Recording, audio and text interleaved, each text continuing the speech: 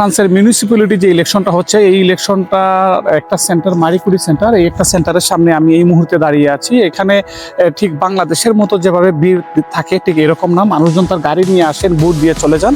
এখানে ভোটের যে পদ্ধতিটা হচ্ছে দুইটা ধাপে ইলেকশন হবে। আজকে হচ্ছে 15 তারিখ প্রথম ধাপ এবং 22 তারিখ হচ্ছে দ্বিতীয় ধাপ। প্রথম ধাপের যে ইলেকশনটা হয়, এই ইলেকশনটাতে সাধারণত যে ক্যান্ডিডেট বা যে প্যানেল 50%-এর মতো ভোট তারা পেয়ে থাকেন বা 50-এর অধিক ভোট পেলে তিনি সরাসরি বিজয়ী হয়ে যান। এবং যদি 50%-এর কম ভোট পেয়ে থাকেন, এক্ষেত্রে যেটা হয় সেটা দ্বিতীয় দফা যে শীর্ষ যে প্যানেল আছে, এই প্যানেলগুলোকে নিয়ে আবার ইলেকশন হয়ে থাকে।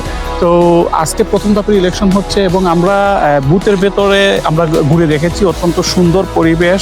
যে 4জন প্রার্থী আছেন এই সেন্টারে, 4জন প্রার্থীর 4জন যে পুলিং এজেন্ট তারা ভেতরে আছেন এবং পুলিং যে বুথ আছে, খুব সুন্দর করে বুথের মধ্যে মানুষজন ভোট দিচ্ছেন। তো বাংলাদেশের মতো যেরকম আমরা দেখে থাকি হই হুল্লোড় বা একটা আমেজ, ঠিক ওইভাবে নাই, কিন্তু মানুষজনকে আজকে প্রচুর মানুষকে আমরা রাস্তায় দেখেছি, তারা আসলে ভোট দিতে এসেছেন। অত্যন্ত সুন্দর পরিবেশ এবং খুব সুন্দরভাবে একটা ভোট হচ্ছে বাংলাদেশে। যেহেতু আমি অনেকগুলো নির্বাচন আমার কাভার করার একটা অভিজ্ঞতা হয়েছে, এখানে টোটালি আজকে আসলে ব্যতিক্রম একটা বিষয় দেখলাম।